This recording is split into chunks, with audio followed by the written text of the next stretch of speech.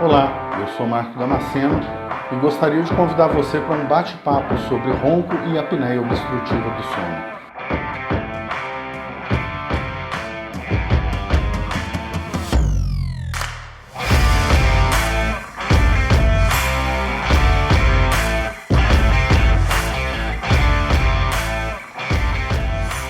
Bom, quais os riscos da apneia obstrutiva do sono? Esse é um assunto que tem que ser tratado um pouco mais a miúde. Então vamos tentar destrinchar ele para a gente entender melhor o que acontece nesse fenômeno todo. Veja bem, nós em primeiro momento vamos ter os problemas associados ao ronco e de fundo familiar. O que quer dizer isso? Existe uma série de problemas que acontecem dentro das famílias e principalmente entre os cônjuges, que são oriundos em grande parte do ronco de um dos parceiros. Quando eu digo um dos parceiros, eu estou querendo dizer que não é só homem que ronca, mulher também ronca, numa proporção menor, talvez numa intensidade menor, não em todos os casos, mas também ronca.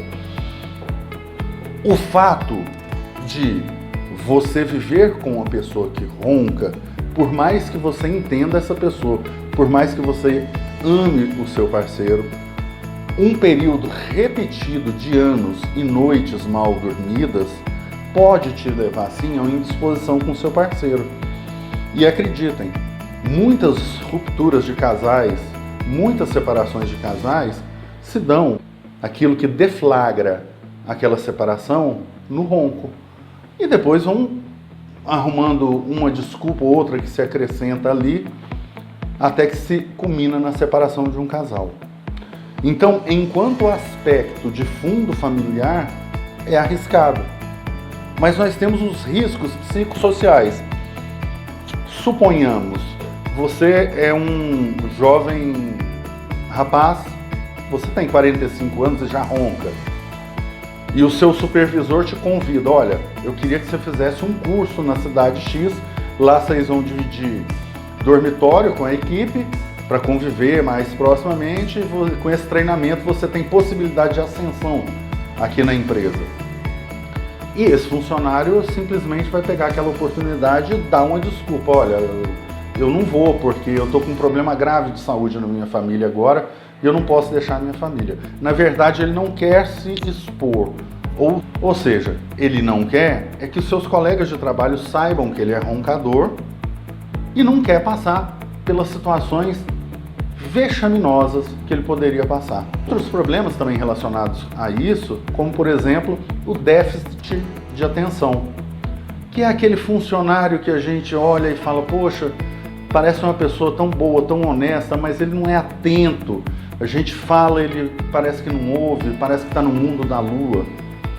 Isso é um cansaço que durante a noite essa pessoa não conseguiu descansar, não conseguiu entrar nas fases mais profundas do sono e durante o dia tem essa sensação de fadiga. A fadiga diurna, esse déficit de atenção e os transtornos de humor são problemas que nós classificamos como acometimentos que são oriundos do roncar e da apneia obstrutiva do sono. Agora sim, nós podemos passar para os riscos diretamente ou propriamente ligados à saúde.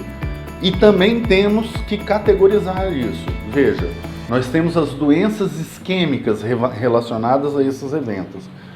O acidente vascular cerebral, o infarto, o derrame. Cada uma dessas doenças acontece em uma região diferente do seu corpo. Por isso tem nomes diferentes. Porém, o evento ocorrido é basicamente o mesmo, que trata-se do quê? O fluxo de sangue no seu corpo tem que ser aumentado, porque a coisa funciona assim, quando você respira, o oxigênio entra junto do ar para o pulmão, no ar existe uma célulazinha bem específica que se une ao oxigênio, e essa célulazinha vai pegar essa molécula de oxigênio e levar até um tecido, até um órgão. Quando ocorre esse fenômeno, então, a gente vê o quanto está ligado à parte respiratória com a parte funcional, por exemplo, da ponta dos meus dedos. O oxigênio não chega de forma bruta à ponta dos meus dedos. Ele é carreado até essa região através de células específicas para esse trabalho. Se a pessoa tem um problema obstrutivo, mesmo a partir do ronco, a quantidade de oxigênio no sangue dele diminui e o organismo dá aquele comando: olha, tem pouco oxigênio no sangue indo para os órgãos, nós vamos ter que aumentar o fluxo. Para aumentar o fluxo de sangue no corpo, aumenta a pressão arterial. E a pressão arterial aumentada, quando você já tem algumas predisposições, como acúmulo de gorduras em determinadas artérias, em determinadas veias, ou seja, uma meia obstrução, pode acontecer de estourar aquelas vias circulatórias. Isso é o AVC, isso é o infarto do miocárdio e isso é o derrame. Outros tipos de doença que a gente tem que categorizar são aquelas relacionadas propriamente à circulação. E aí sim, mais propriamente, a gente pode falar da pressão arterial. A pressão alta, ela pode sim estar ligada à insuficiência respiratória por conta de uma obstrução que você tem enquanto está dormindo. Veja bem, para aqueles que já fizeram, existe um exame chamado MAPA, que é monitoramento ambulatorial da pressão arterial, que é um aparelhinho que você coloca e que de meia em meia hora dispara e mede sua pressão. E esse aparelhinho mede a pressão, inclusive quando você está dormindo. E muita gente pergunta pra gente, mas por que vai medir a pressão da gente quando a gente está dormindo? Exatamente para observar se há uma oscilação da pressão para maior. Em havendo essa oscilação de pressão para maior durante o período de sono, muito provavelmente isso está relacionado com uma obstrução de vias aéreas, que pode ser a apneia obstrutiva do sono, pode ser evento de ronco e que está fazendo essa pressão aumentar. Olha só, isso faz com que o nosso coração tenha que bater mais rápido e mais forte. Veja, todo músculo que é mais esforçado, ele faz o quê? Ele cresce, ele tem um processo inflamatório e aumenta. Então, aparece um acometimento chamado megalocardia, ou seja, o seu coração passa a ficar grande. Veja bem, outras doenças ainda relacionadas propriamente dito à saúde. Estas que vou falar são as doenças metabólicas. Por exemplo, diabetes. O que acontece na diabetes? Isso, olha, o que eu vou dizer. Durante o período de sono, diversas substâncias, diversos hormônios são sintetizados para que você use, o seu organismo use esses hormônios durante o dia, essas substâncias durante o dia, nas diversas funções que o seu corpo tem que cumprir. Então, quando você está dormindo, há uma síntese de algumas substâncias, como o cortisol e a insulina.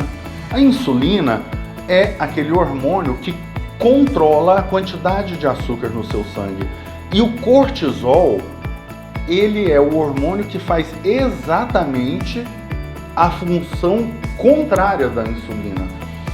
Quando você tem problemas de entrar em fases de sono mais profundas, você deixa de fazer essa metabolização de hormônios e de algumas substâncias essenciais. Você passa, então, a ter uma taxa mais alta de cortisol, que vai inibir a ação da insulina, e pronto. Você é mais um candidato a desenvolver diabetes tipo 2, mesmo sendo atleta, mesmo fazendo dieta, mesmo controlando com medicação a sua diabetes, você tem essa predisposição. Olha só, eu não falei que várias doenças, várias comorbidades estão de alguma forma ligadas ao período de sono? Outras delas é a obesidade. A obesidade, ela ocorre por diversas razões, porém, dois compostos, ou seja, a leptina e a grelina, são aqueles que regulam, primeiro, a ingestão de comida, o quanto de comida você quer ou deve comer. E existe um outro, a grelina, que diz ao seu organismo o seguinte: olha, você já está satisfeito, você não precisa comer mais. Então você tem aquela sensação de saciedade e para de comer. Há um desbalanceamento na produção desses hormônios. E quando isso acontece, você passa a entrar num estado de obesidade. Porque durante a noite você não conseguiu entrar nas regiões mais profundas do sono, onde são sintetizados esses hormônios, e com esse déficit hormonal, você passa a ter esse desarranjo com relação a peso. Isso acontece quando a gente consegue associar: olha, fulano de tal começou a engordar de uma hora para outra. E olha que interessante, ele começou a roncar também. Essas coisas estão muito ligadas. E uma doença terrível, também relacionada às doenças metabólicas, é o mal de Alzheimer. Em 2019, um grupo da Universidade de Rochester, nos Estados Unidos, estudou a relação do mal de Alzheimer com a apneia obstrutiva e os eventos obstrutivos como ronco. E também, a exemplo das outras doenças, essas que eu citei agora, o mal de Alzheimer pode ter, aliás, tem uma relação direta. A proteína tau e a proteína beta-amiloide são produzidas em déficit ou em desconformidade com as necessidades do organismo. A função dessas proteínas é atuar na construção e reposição de uma parte da célula nervosa chamada bainha de mielina. É como se fosse uma capa que existe ao redor da célula nervosa. Então, o que acontece? Começa a ser destruído esse encapamento que há nessas células e as transmissões de dados ficam mais dificultadas.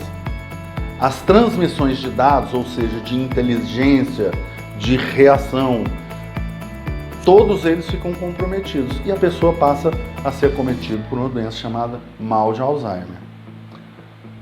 Então, assim, só de eu falar isso para vocês, eu acho que já vale a pena a gente ficar mais atento nesses eventos de ronco e de apneia. Mas eu ainda tenho uma coisa para contar para vocês. E os problemas sexuais têm relação? Sim, tem relação. Primeiro, por aquele primeiro aspecto que eu comentei com vocês, os problemas familiares que vão surgindo à medida em que o parceiro não consegue mais compartilhar a sua vida com o seu cônjuge. Esse é o primeiro aspecto, mas nós temos também um problema funcional e ligado à parte metabólica. A metabolização do óxido nítrico, que tem relação direta com a ereção do pênis, fica comprometida. Você tem déficit de óxido nítrico e você tem menos predisposição a ereções. Outra razão, o corpo cavernoso. O que é isso? Olha, o pênis, ele na verdade é um tecido esponjoso. Quando o indivíduo tem uma ereção, o que acontece nada mais é do que o corpo fazer um grande bombeamento de sangue para esse monte de caverninhas que tem ali naquele tecido, ele fica entumecido e rígido. Isso é ereção. Outro problema que nós temos com relação a isso, a síntese da testosterona, que é o hormônio relacionado ao desejo, à sua vontade de ter relações sexuais, à própria ereção e a muitos outros estados psíquicos que temos, como acordar bem disposto, como ter mais coragem, como ter mais ânimo para enfrentar problemas. Todos esses comportamentos são coordenados por hormônios como a testosterona. Não é só a questão sexual, mas ela também é uma dessas que são comprometidas. Olha o exemplo disso. Você, homem, que o seu médico pediu para fazer um exame de testosterona. Observa que o exame ele deve ser feito entre 7 e 9 da manhã. Porque esse exame é feito logo após o período de sono, que é o período em que as taxas de testosterona estão mais altas. Não é em qualquer horário que se faz esses exames. Então existe sim uma relação muito grande com esse déficit respiratório da apneia obstrutiva do sono ronco com as disfunções sexuais também.